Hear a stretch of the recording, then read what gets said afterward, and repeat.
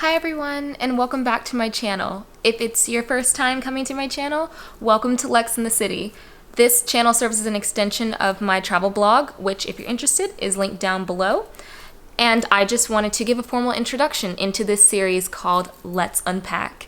It is essentially just me sitting down with my friends and talking about some travel experiences that are outside of my normal travel vlogs, which you can find on this channel.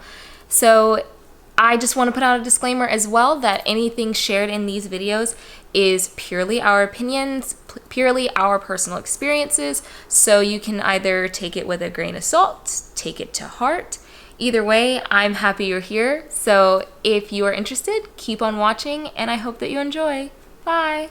Hi everyone, welcome back to my channel. Unless it is your first time at my channel, then welcome, and I hope you subscribe and you stay. But today, as you can tell by the title of this video, we're doing another installment of my Let's Unpack series. And again, as you can tell by the title, we will be discussing our experiences traveling as Black people, more specifically Black women. As you guys will have seen in the disclaimer of this video, these things that we talk about are not at all to exclude anyone or try to make people feel like the things that we went through don't happen to other people, especially other people of color who may have darker skin and things like that. We are just purely sharing what we have been through and hopefully giving advice to people who may have questions or apprehensions about traveling because they are Black. But let's get into it. This is no stranger to my channel. You guys know Naomi. Hi! And I chose Naomi for this video because Naomi has lived and studied abroad and has traveled quite extensively like me. And I just felt like it would be really good to get your perspective. Okay. Just to give people a little background, Naomi, I know that when we were in high school and we were doing college applications, you were actually predominantly looking outside of the country. Like, I know you had a couple of safety schools here in the US, but you were looking outside of the country. Was that something that was just a financial decision at that time, like financial and kind of experiential thing? Mm-hmm. Or were you thinking about, like, I want to go and see more people, go see the world and things like that? I would definitely say it was more like I just wanted to see the world. And not even just that, I think I just wanted to be somewhere different. Right. Somewhere where it's like, okay, this is definitely foreign to me. This is something that I'm not used to. I just want to go out of my comfort zone because I was like 18. Yeah. And I felt like I was just living a really sheltered life, so. Right. That's really good, though. And so so people don't know, she did her undergraduate degree in Edinburgh, Scotland. And so when you decided on Scotland, did you have any apprehensions at 18? Like, really going back into your 18-year-old self, is there anything that once you really settled on it and it got closer to the day that you were leaving, what were some of the fears that you had? Actually, like, how I was at 18, it did not seem such a huge deal to me. I don't know if I just like minimized it so I wouldn't get scared, but I know that like plenty of people, like the moment they found out, they were like, oh my God, like, aren't you nervous? Aren't you scared? Yeah. Blah, blah, blah. And for me, I was just like, well, we're all going off to college. Like, we all have to leave home. It would just be like me, like, for example, like you went to California, like, that's true. You can't go home every day when you're in California. So for me, I was like, okay, well, it'd just be like if I'd go to a different state, like, things are gonna be fine. Yeah, just a little further, just a state in a pond. It's just state in a pond. There's a huge gap of water between us, but just a little bit further than home. Yeah. But yeah, like, it didn't really hit me. I think, like, the week before I left, I was kind of just like, oh, okay, this is happening. Yeah. Like, what's going on? This is actually happening. But I wasn't ever like, shit. And so when you got there, what were some of the things that you just noticed were different besides the fact that it was the UK?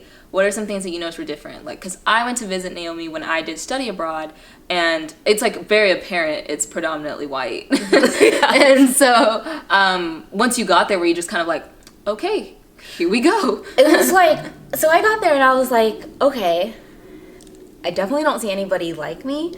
And that didn't really affect me because everything was just so new. I was like, okay, I'm in this different country. People are speaking like really odd. Like, they sound really odd to me. And then also, like, everywhere I step, it's like this old historic building. And it's like, I live in Dallas. Like, Dallas doesn't look like Harry Potter. We do not preserve any history. We have no, like, knock it down. That's like Dallas's motto. Like, knock it down, make it new. And everywhere I looked was just so old and just so ancient and like historic in a really nice way. Yeah. So I think those are the things that kind of caught me off guard. Oh, and the food. Yeah. Yeah. The food. And so between year 1 and year 4, or was it 3 for you? 4 years from It was 4. Okay, yeah. Year 1 and year 4. What are some things that you were like, I wish would have been a little different about my experience? Like, did you feel like you found your tribe per se, or do you still kind of wish like, I wish there were just like a couple more people that look like me? I would definitely say the latter. The people that I became friends with, you know, I am so grateful that I found those people as like my friends, just because I was in an environment where nobody looked like me.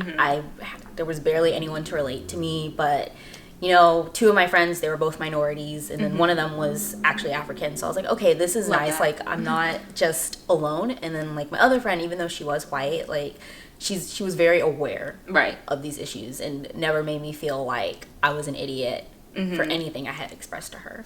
That's good. I do think, like, looking back, I wish I was more active, because there was like an African Caribbean society.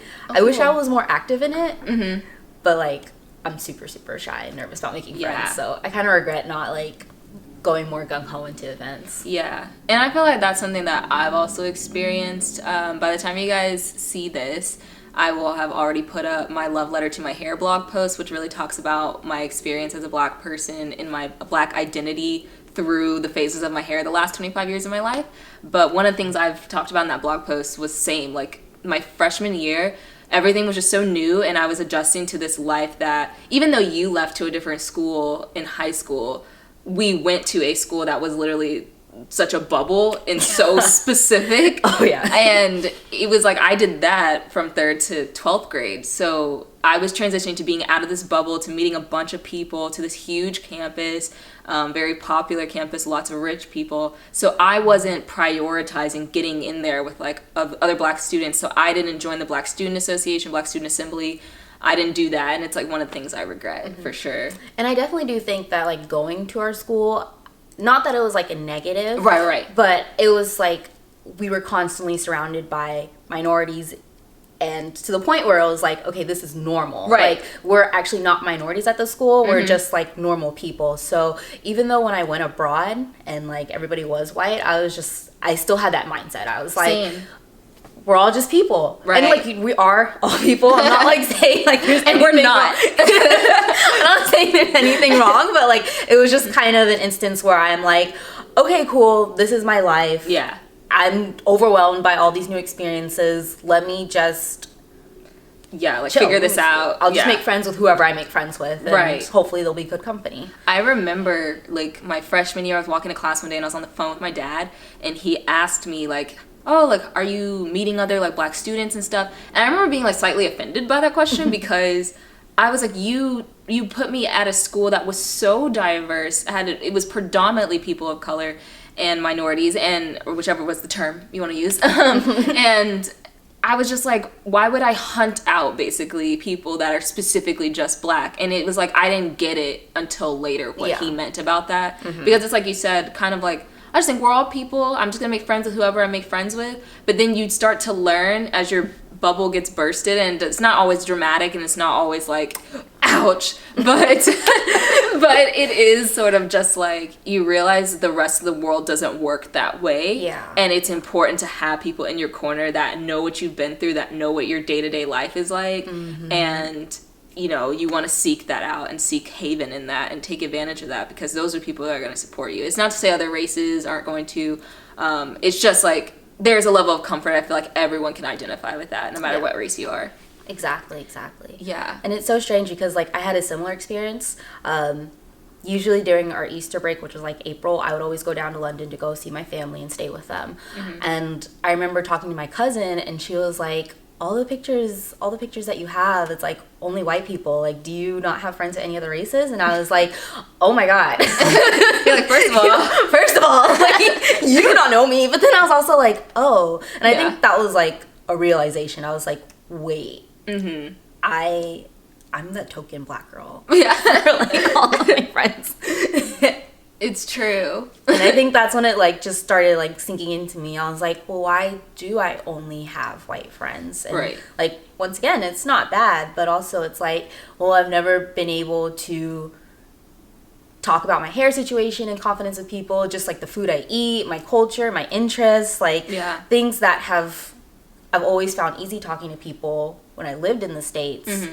I started realizing it just was not as easy living abroad. Yeah, and it's true. It's like you don't think about it until someone points it out in like a photo or something. Like I think I had cousins that said the same thing. Like, I just love looking at your pictures because you have people that just look like all over the place. I was like, what?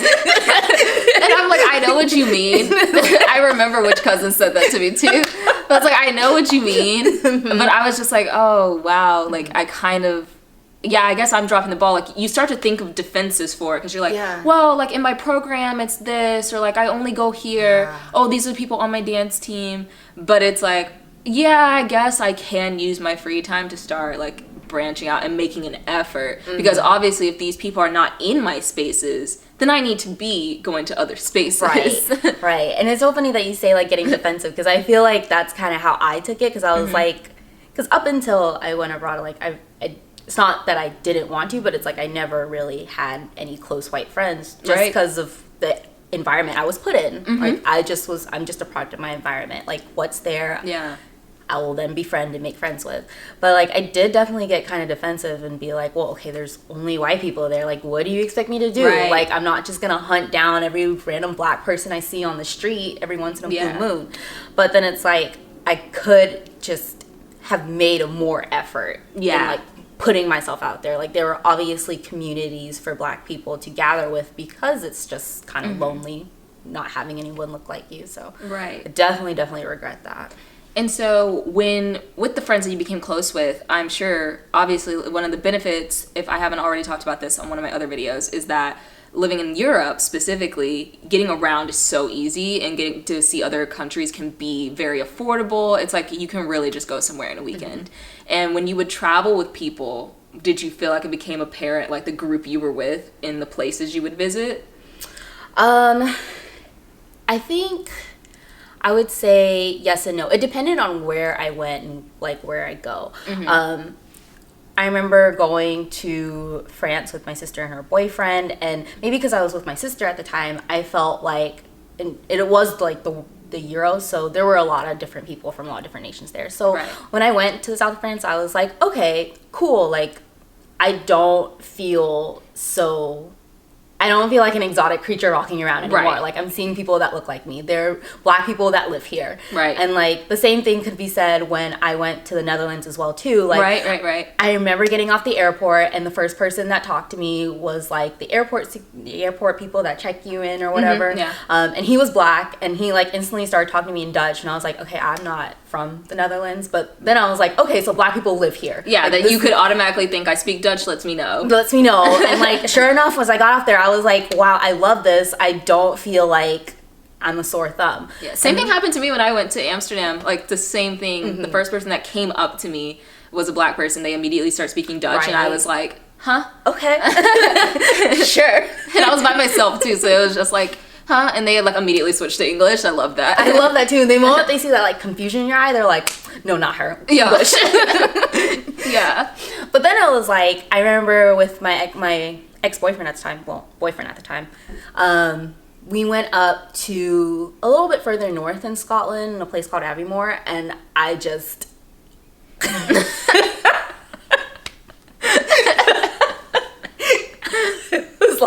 I was like, oh my god, I didn't think I can get in a place that was like less diverse than I was in Edinburgh. Like, what? And I remember him like talking about like diversity and stuff, and we were at a restaurant, and I was like, what do you mean you're in a diverse environment? Like, I am the only black person in this restaurant. Is he talking about like diversity in ages? In ages? Like maybe he was like, oh, there's young people and old people here. I really hope so, because it was definitely not diversity in like ethnicity or races. It was definitely not that. Like, oh my god. And I feel like the same goes too. Like even, I mean, London's a melting pot. But like you said, if I were to go, like when I went to Brighton, I feel like Brighton was like, I saw people of different races, but it was predominantly white. But then if you go to like Manchester, then it's like, hello, my people. It's like, I see you. Literally like, oh hi, here, I'm supposed to be with you. Okay, this is like uncomfortable, like what? Yeah, and like I feel like if you go north of England, like you might run into that as well, like in terms of not seeing people like you. So it's like, I feel like, and then even one thing that I just thought about too was when we went to Ibiza. Oh. Sorry, Ibiza for my English followers. Ibiza. Ibiza, and it was me, Naomi, Jane, who you guys have seen here before, and then Jane's friend Jorlee, who's also black, from New York, and we all met up in Ibiza for a weekend or so, and we were doing a tour of the underground caves. Yeah. And this guy who couldn't really speak English, but like obviously heard us speaking English, he couldn't really speak English, came and asked us for photos. We were like, oh, like we tried to motion for his phone to take a picture of him because he was with someone else. And he was like, no, like pointing at us, like, of you. And it's like, thinking about it now is so cringy because Alexa at 25 would not have done what Alexa at 20 did, where like the social conformity and the awkwardness of it, like, forced me to start posing in a picture. Like me, you, and Jorlee started getting together, and like we grabbed Jane to come in the photo, and he was like, no, not her, or like, no to Jane. Jane's Korean. And we were like, what? And he was just like just pointing to us three. And then we finally were just, all three of us were like, why? Why do you want a photo of us? Why do you just want the three black girls? Blah, blah, blah. And he finally was just like, oh, sorry. Never mind. Yeah, like backing away. And then that's when we were just like, what is with people? Like, I understand there are many, many countries out there who do not have black people, or even people that are, like, it's not predominantly people with darker skin. But it was just like, that's normalized somewhere for some people. Like, it doesn't matter that all the things that we have in the movies and TV and celebrities and people who regularly like visit certain popular countries in certain popular cities. It's like they really thought that was okay. And to me, it's like people will be like, oh, well, it wasn't negative per se, like he just wanted a photo of you. But I'm like, do you not understand the negative connotation with that? It's very othering. It's like being an animal in a zoo. Like, I've never seen you three before in one group at this place. I need proof when I tell my friends about it. Like, I don't know what he needed the proof for. It may not be even like to tell his friends. It may be like some weird fetish. But like, but it's true. But it's just like, they thought that was okay. And that sort of othering that people like make us feel when we travel, or even places in the United States. It's just like, that's where I'm like, this is a negative experience, and I don't want people to deal with this sort of thing. And even though you like bring up a good point, like a lot of people will say like, oh, that wasn't anything negative per se, like he didn't call us the N-word, like he wasn't being racist, he wasn't being aggressive. But also it's like, okay, you made all three of us feel very, very uncomfortable, and then just kind of reminded us that it's like, you guys aren't different. Like, you guys are different. Like, you aren't a part of this. Like, I want to exhibit you guys in some form of fashion. Like, you guys are my little, like you said, pet in a zoo. And I want to take, like, some kind of memorandum of this. Like, I saw black girls. Like, exactly. And when people start doing that, I'm like, okay, you can say it wasn't a racist action per se, but it's rude. Like, you wouldn't do that to anybody else. Exactly. You wouldn't do that to anybody else. Like, and I would never even dream of even doing that, because in my mind, I'm like, wow, why would I be so rude to a person and just reduce them to that? Right. Yeah, so it's like, and that sort of thing happened to me in Dublin too. It's like, for me, Ireland and Scotland are kind of like hand in hand in some ways with like lack of diversity, which that's just historical. It's like not a thing. Like, they're just like, but Dublin is just, it's a highly visited city. I mean, tons of Americans go there. Their tourism is just America, really. And I can believe it. Yeah, and so when I went to Dublin, I went with predominantly white people, but there was one Indian girl in my group and one Asian girl in my group. But we went out one night, and there were four of us, and it was just me, two white girls, and an Indian girl, and 7 people, I kid you not, 7 people, I had box braids at the time, like grabbed my braids, like went like that, pulled it, went like that. It was just, I had never been so infuriated by something in my life, and it got to the point where I literally slapped at someone, and the security or the bouncer or whatever, someone in the club, he came up to me and he was just like, you can't do that, you can't do that. And I was like, that person invaded my personal space. They touched me and grabbed my hair. And he was just like, he thought that was a joke, and he reached for my hair and I shoved him. I shoved the security guard, guys. I didn't care at that point. I was just enraged. No. And then he like kicked me out. He like tried to like push me out, and I was like, I'm already leaving. And I got in the street and immediately just broke down into tears. Not only out of frustration, but just because these people that I was traveling with will never know. Like, they of course were like, why were people touching you? That is so inappropriate. I don't understand. And stuff. Like, I'm so sorry that happened, Alexa. And they felt for me, but they'll never know what that experience is like for someone to, it's the same thing as like the picture. It's just, I need to touch you. Like, this is so different to me. I need to like prove it's real. It's like, what is this? Yeah. You are an oddity. And I was just like, the fact that it was 7 people in one night, like, I was literally just trying to live my life and dance to Break Free by Ariana Grande, because they never play that in the club. No, and so I was just trying to live my life, and these people just felt it was okay, and they thought it was funny, like, when I would turn around and get so upset and be like, don't touch me, or like whatever expletives I would say, they'd be like, haha, like whatever, haha, chill out and stuff. And I just was trying so hard to not let it bother me the way that it really did bother me, because I was not with Black people, and I didn't want to be seen as this like angry Black girl that was overreacting. Like, I didn't want to deal with any of it. And I was just like, it's those moments that you reminded, you are different, you do not belong here, or you would not normally be here in this scenario.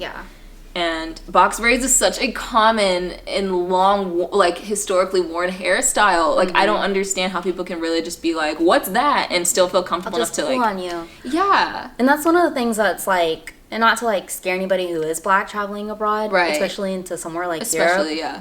I can't even tell you, over the course of 4 years, the amount of times random people take their grubby little hands and have pulled, tugged, run their hands through it. And it's just kind of unfortunate, because it's like, it's a different beast. Right. In America, like, that doesn't happen as often to me, if any, fairly at all. Oh, it's happened to me a lot. Oh, dang, I'm so it's sorry. somebody I work with. I finally just had to call him out, because I was like, look, I don't care if I get pulled into a meeting about this. I need to tell you, stop touching me. No. It's like every time I change my hair, she thinks that by telling me it's pretty and caressing it, that I hate that. I just finally was just like, don't touch me. No, do not. I really, really hate it. It's just that, like, because I feel like you don't really face a lot of in your face kind of racism over there, and because of that, it makes it very hard to talk to people who aren't Black, like, why this has affected you, and why you don't like this. Like, I feel very lucky, like, once again, like, my closest friends, like, they understood, they get it, like, this is personal space. Like, no one should be going up to me and being like, oh my god, is your hair real? Oh my god, I love these braids. How often do you wash your hair? How long did that take? Like, literally, stop asking me these questions. Like, Google exists. I know. Educate yourself. I think that's why I have little patience for it, even now. Like, people, you can, because I've always said this. I think I've said this in past videos. You can always tell when someone is genuinely curious and did not know and is willing to learn, versus someone who is just straight up ignorant. They just are comfortable doing whatever they want to do. Like, yeah, you have to pick and choose your learning opportunities, but at the same time, I am not your encyclopedia. Google is free. It's 2020. Like, I should not still be having to tell you why you shouldn't be touching me, why you shouldn't be, like, all up in my space like that.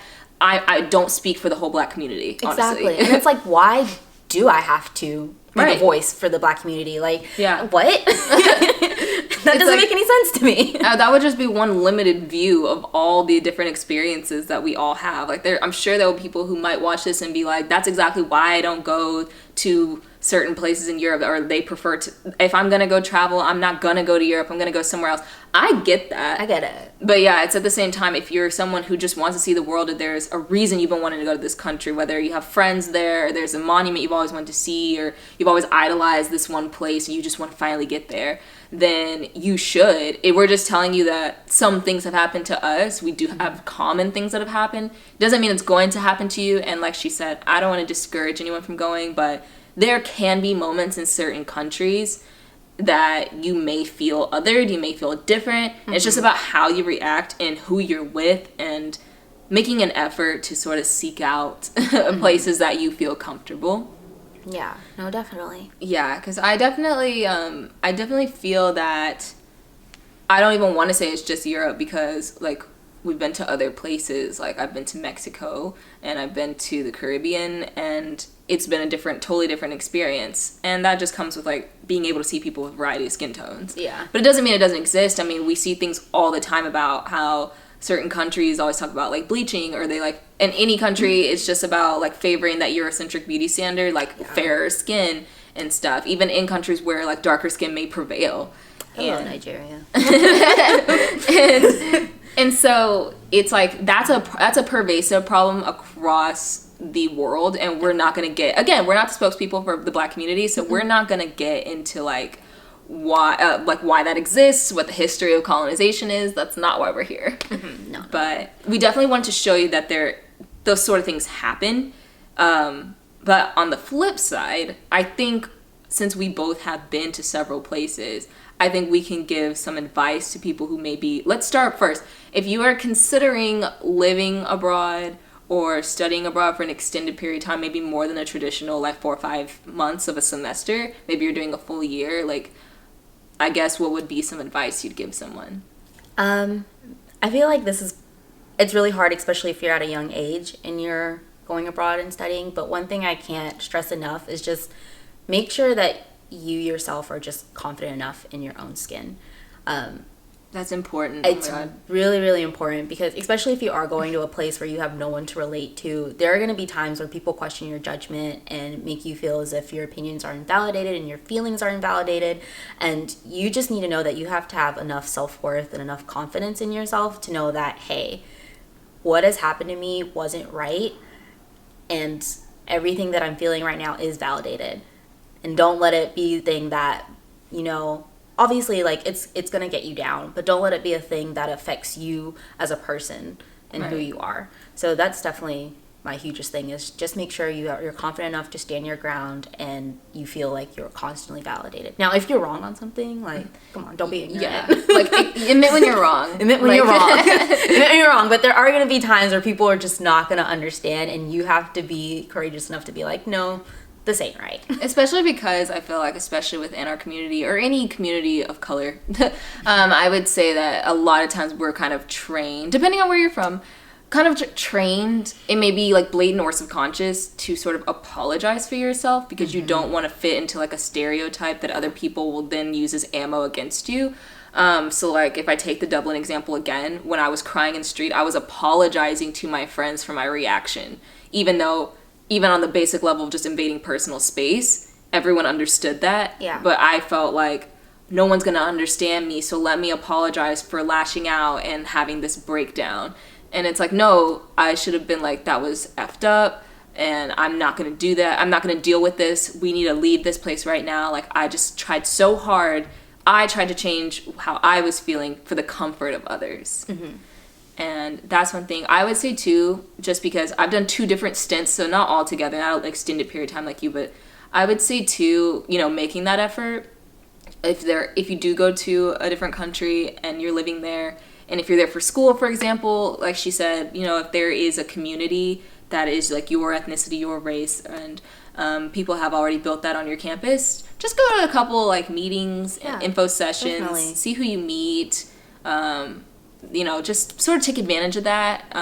Thankfully now, like, social media is way different. Even though it was like popping when we were in college, it's just way different now. So you can connect with so many people, thankfully, especially with the generation that is entering college. Everyone's been connected for so long on social media that like someone may have a friend where you're going. And you know what? Take those people up on those offerings of like, oh, talk to my friend, or yeah, like I have family there, you should reach out to them.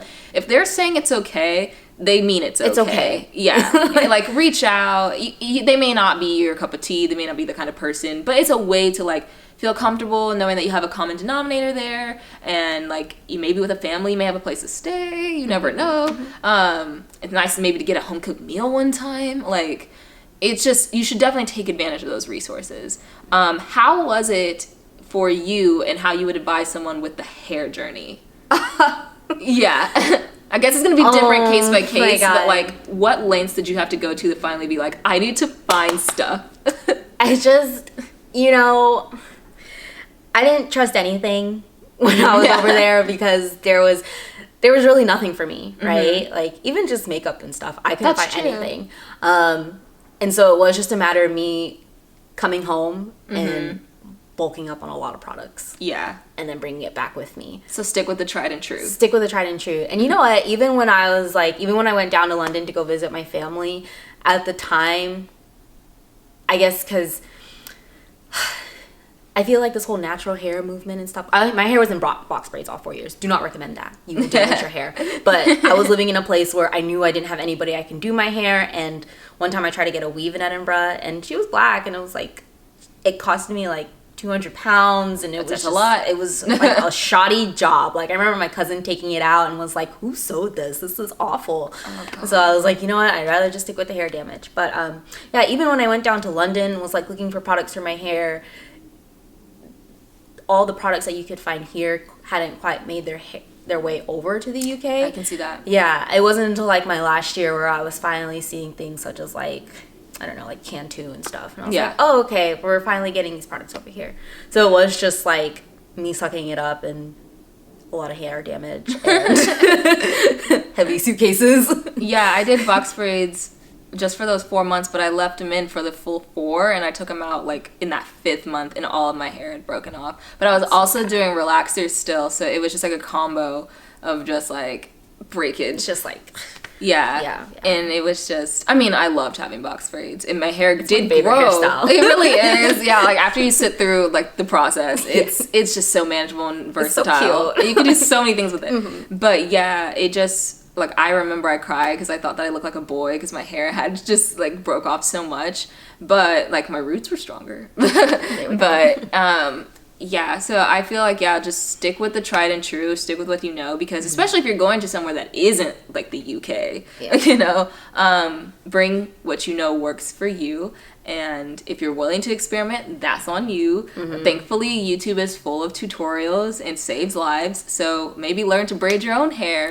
Like, get it down before you go. Like, there's one thing I can tell, like, young little Naomi, like, please get your hair routine, like, on point before you go, because it's gonna be difficult. Yeah, and that's probably the hardest part. Also, people are lucky because they have Fenty now. So, like, that's a worldwide distributor. So finding your shade probably won't be an issue with makeup. Like how we had to deal with, I mean, I brought my stuff from home that lasted me, but it just lasted me.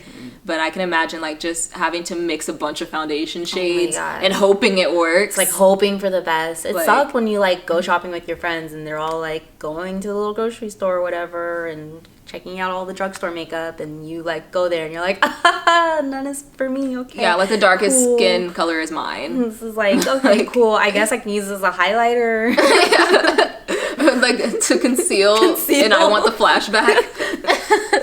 Yeah, so I feel like that's something I would do if you're going to be gone long term. As far as going places short term, like the weekend trips, or like even just what we do now as adults and going to different countries or cities, I would just advise sort of like when you're doing your research. I mentioned this actually in a blog post I wrote a couple weeks ago that you guys should also read. It's called a Beginner's Guide to Planning for a Trip. And one of the things that I've started doing when I search is including black in the search, the word black, and you'd be surprised what comes up. It really starts to highlight other black creators. And I know that sounds like crazy that you have to put the word black in to find these people, but I mean, that's just how algorithms work. Like if I were to search, I don't know, like London vlog 2020 or 2019, since 2020 just started, London vlog 2019, like the results on the first page are just going to be white people that have already a lot of subscribers, white couples, and London is thankfully somewhere that's so diverse that I could easily find the information I'm looking for. But if I am trying to find more things like new restaurants to try, new clubs and bars to go to, and I put black in the search, I'm seeing it through the lens of someone who has shared my experience in life, likely. And I'm like, okay, like this is probably a judgment I can trust. Yeah. Like 100%. Yeah. And on Instagram, I don't do it so much. Like, I don't put black in the search, but when I am searching through a tag for a city and I see a black person there, then I go to their page and then I just try to figure it out from there. But it's just about like finding other people in the ways that you're searching for information and seeing what they recommend, what they're doing, and then seeing if these are popular places, seeing if they're local places. Like, you're just getting a different perspective than the like touristy, the go-tos, the sort of just like expected thing when you're visiting a new place. So that's something I would recommend. And if you would recommend, I mean, you just said something you'd recommend to little Naomi of 18 years old. But just thinking about like where you are now, just with your identity, whether that's in your hair, yourself, or your skin, or anything like that. Like, I know you said it's about having the confidence in yourself, but anyone else that may just be having apprehensions just because they may have grown up differently than we did, what would you encourage them to do when they're thinking about traveling? Honestly, I know this sounds so cliche, but just do it. Yeah. Like, just, no matter where you go, you're going to have negative experiences in life. And so I would hate for this video to turn anyone off. Right. It's just more so it's something that I kind of wish someone would have told me when I was going abroad. So I'm not shocked by anything that happens, and I know how to prepare for those situations. Right. If you are on the fence about doing it, I would say it's probably going to be one of the most rewarding experiences of your life. Whether it turns out to be a situation where you didn't like the place that you went to, or that you love the place that you went to, it's only going to further who you are as a person. Yeah. In terms of like who you are, and it's just going to be a good experience for you. I 100% recommend anyone, if they can travel, to do it, because life is not you living in your little sheltered box. Like, there's so many people on this planet, and you can't just say I had one negative experience, therefore all white people are like that. No, it's not like that. Yeah. You are missing the opportunity of meeting some really good people and just learning more about yourself and growing as a person. It's really true. I think the key there is just about perspective. And like you said, you're going to learn something about yourself, whether it's good or bad, and you're no longer going to be left with the question of like, what if I did go? You know, like you said too, life is not about that shelter box. Also, life doesn't get less complicated or give you less responsibilities as you get older. As time passes, depending on what your goals are for yourself, you may take on more in your career. You may start a family. You may end up becoming, unfortunately, I hope for no one, someone's primary caregiver. You know, like, you're never going to be thrown less in your life. So you are, like, you know, you're going to get more bills. You're going to have higher taxes, like, the more money you make. Like, it's that sort of thing. So if you are in a position to financially get over there, you're young enough that you don't have a lot of responsibility other than yourself, your school's providing an awesome way to do it, but you're scared because you don't know any of your friends that are going, and you're like, this is just, it's too scary, I'm scared, I have FOMO of like what's going to be happening on campus while I'm gone. No, do it. Just do it. Because, like you said, you're going to learn so much about yourself, and that's what you have to remind yourself of. It's just reminding yourself to be comfortable and confident in your skin, and reminding yourself that there are ways to connect with other people that look like you. And finally, too, that even if something negative happens and you decide, I don't want to go to that country again, or like, I don't know, I don't want to do that again, just that specific thing you did again, you learned from yourself, you came out stronger, you are more aware now. I don't want anyone to have gotten this far in the video, and if you have, you know, like, comment, subscribe. I don't want anyone to think like, oh, I'm absolutely not going anywhere now, like, this happened to them, I don't want it to happen to me, I'm not even gonna put myself in that situation. Like, no, that's not what we're saying. Right. We're just letting you know that these are things we've experienced, and kind of just wish that someone would have given us a heads up, because people push you to go and they're like, go for it. They're saying the same thing we're saying, just go for it. But then you end up in situations that you don't know how to handle because you weren't expecting that to happen. And I hate to say, unfortunately, the world is not as progressive as it wants to be yet, but it's going to be. And as long as generations continue to work at that. But it's just about being aware, but not letting that stop you. Yeah. I would never take back any of what happened. No, same for me. No matter how awful some things felt or how uncomfortable I was, I would never undo that stuff, because then I wouldn't be as educated and informed as I am now. And it just once I've done it, I feel like I need to go and do it more. Like, I need to go see more places. I want to go places and go hang out and meet more Black people or meet more people of all different backgrounds. Right, like, right. There, like you said, there's so many people out there. You have to get out there if you can. You just gotta do it. And like, you know what, ironically enough, like those 4 years of just kind of like being the token friend, I don't know, like, I guess just not having a lot of Black people around me just made me a lot more confident in being like a Black girl and just my Blackness and just loving every aspect of it. You know, being that Issa Rae, I'm here for the Black people moment kind of girl. Like, rooting for everyone Black. Rooting for everyone that's Black. Like, it really just made me a lot more just self-aware about my race, but a lot more proud of who I am, and not like, oh no, I'm an angry Black girl. Like, no. Yeah. Or like falling into like, let me make sure I erase anything about me that identifies me as Black so people will accept me as their own. I've definitely done that in my life. I've definitely done that. And that's the only thing I regret in my life. Honestly though, like, the only thing. Do not conform. Do not conform. Like, you are who you are, and that's cool. That's amazing. And it's something you can't change. Right. Like, you can't change your skin. Like, no. You know, you can't change the way that people unfortunately might treat you. So you should be proud of who you are, and the people who treat you differently or treat you negatively, whatever, by their loss. Canceled. Like, yeah, stupid. Don't ugly. have time for you. That's why you're aging badly. Like, exactly. Like, that's your fault. And so I really hope you guys enjoyed this video. Before I close it out, I just want to do a shameless plug, which I also plugged in my last video, of this sweatshirt. It says, "I'm Black mixed with Black." Hey, I like this. Thanks. It's from this company called My Pride Apparel. It's Black owned, and they are having a Black History Month limited edition sale going on. I don't know if the actual sale is still happening by the time you guys see this, but still check it out, myprideapparel.com. It was a targeted ad for me, and I saw this sweatshirt and really resonated with it, and I explained more on that in my last video, which you guys should also watch. But I just really am happy with all the things that we're discussing and highlighting this month in Black History Month, and also telling you guys these are conversations and products and businesses you should be supporting and having beyond Black History Month. Yeah. But since it is Black History Month, I'm gonna be unapologetically Black. Exactly. So take it or leave it.